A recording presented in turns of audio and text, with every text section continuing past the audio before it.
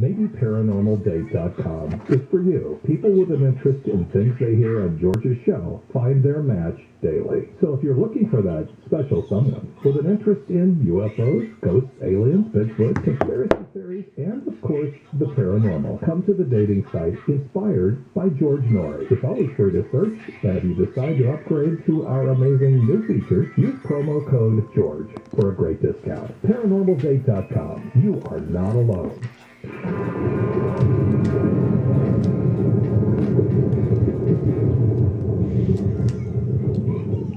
If your family depends on your income and something happened to you, what would happen to them? You need life insurance, and SelectQuote can help you get it at a price you can afford. SelectQuote found Jacob, 40, who's in excellent health, a 10-year, $500,000 policy for only $19 a month. Not in perfect health? Don't worry. SelectQuote found Tanya, 40, who has type 2 diabetes, a 10-year, $500,000 policy for only $32 a month. We shop companies like Protective, Prudential, American General, and others to find you the company with the best rates.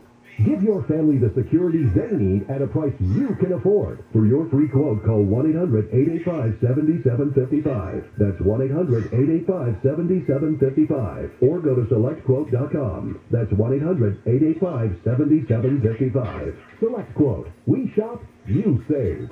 Get full details on the example policies at SelectQuote.com/commercial. Your premium could vary depending on your health, issuing company, and other factors. Not available in all states. Every search you make, every click you take, they'll be watching you. Are you tired of being tracked online? There's a simple solution. DuckDuckGo. It's an all-in-one privacy app with a built-in private search engine, web browser, one-click data clearing, email protection, and more. All for free. Download the app today and get the most comprehensive privacy protection with the push of a button. DuckDuckGo. Privacy simplified. Giving it your all on the court?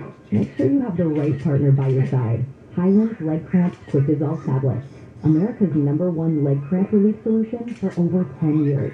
No water needed, no stomach upset, just fast, effective relief. Also available in tablets.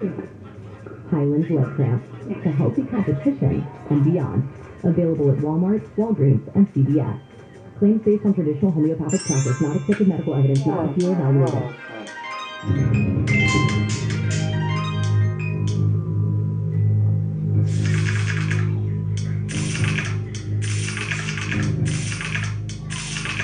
And welcome back to Coast. George Norrie with you, Steve Johnson with us. Keith, you said that you mentioned Sandra, your wife. She's involved in this now, too, isn't she?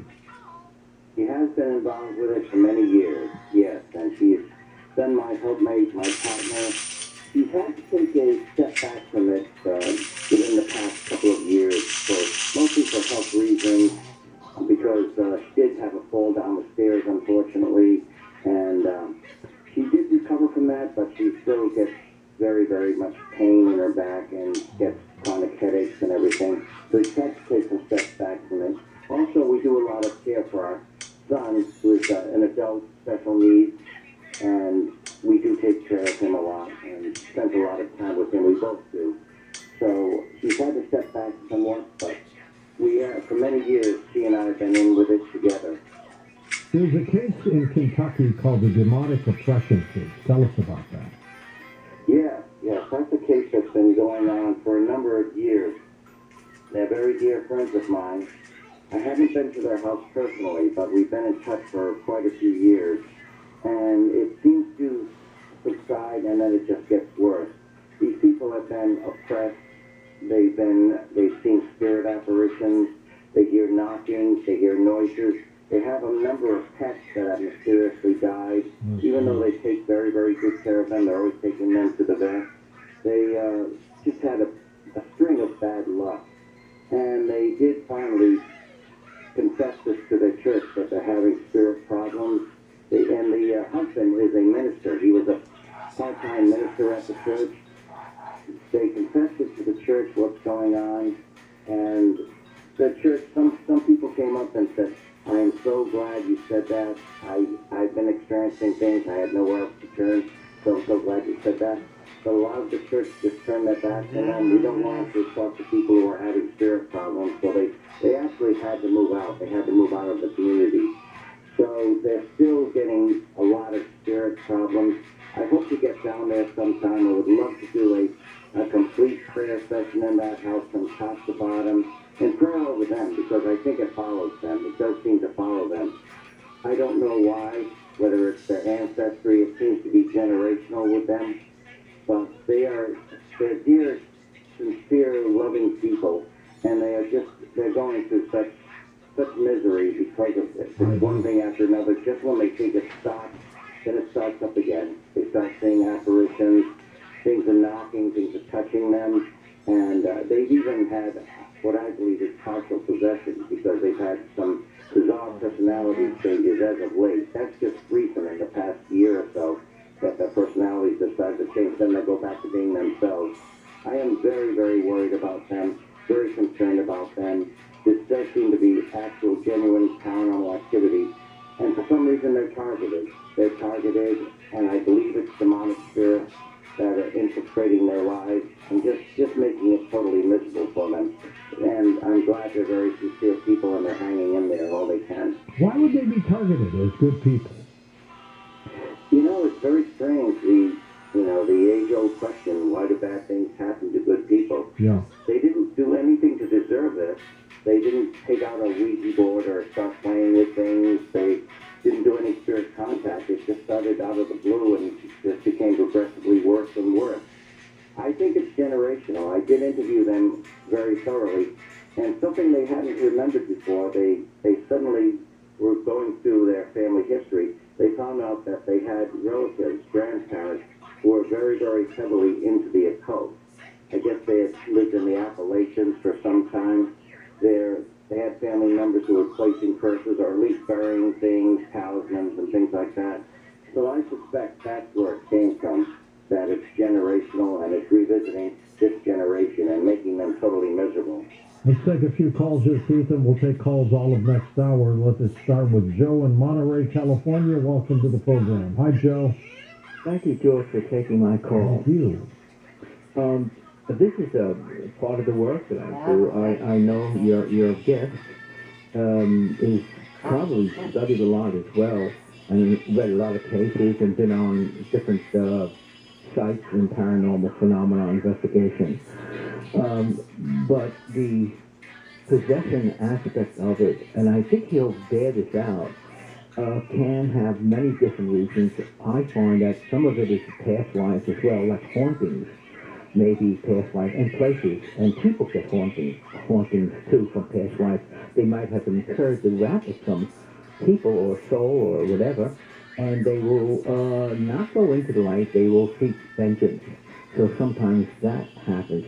I want to ask your guest, did he ever investigate extraterrestrial possession? Because that is also a part of it. We call this a demonic, in general. This is a demonic as a term, as an evil spirit or spirits that do wrong to people, like you said, against God, against soul, actually.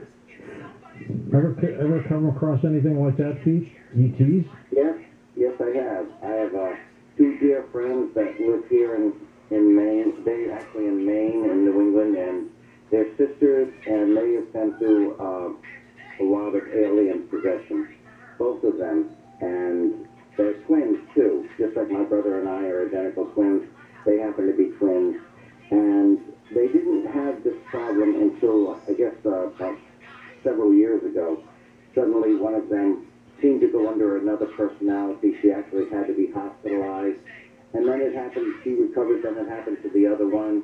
And now, on and off, both of them are having this.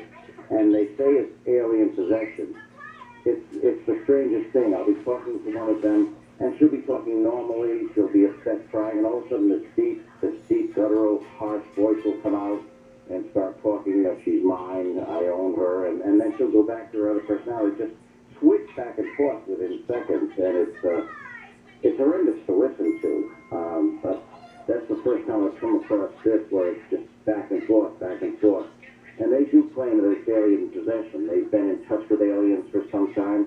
They're abductees. They claim to be abductees, and just making them totally miserable. It's not a good thing. It's not a pleasant thing at all what they're going through. cleanse a house, Keith? What we do is we start at one point in the house, usually in the cellar, and we work our way up, go through every single room, the attic, we try to get into crawl spaces. We just pray, and it's like sweeping the dirt, sweeping the dust from one room to another. And of course, eventually it's going to get cornered. As we cleanse one room, we go to another and another. Finally, we expel the spirits. We do what we can to expel the spirits. It has been successful, and we have even reported that on audio and video. You can hear the spirits suddenly scream. It's very, very rare that this will happen, but sometimes you're standing right in the room, you'll hear the spirits scream or say something, and then the house feels a lot clearer. I wish it was always successful. Unfortunately, it's not, but quite often we do have success. Why doesn't it work when it doesn't? It's very strange, like sometimes it works and sometimes it doesn't.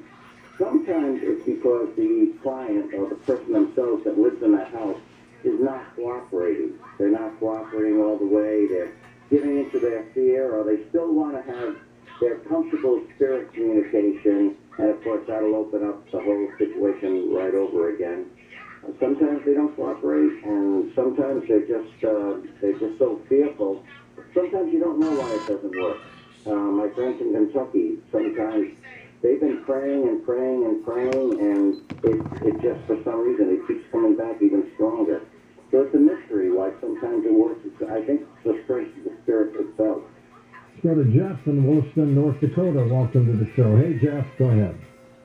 Thanks, George, for having me on. Thank you, Keith. I'd like to share a story with you, Keith. I shared it before with George, and then I have a question. Sure. George, you remember a while back I once told you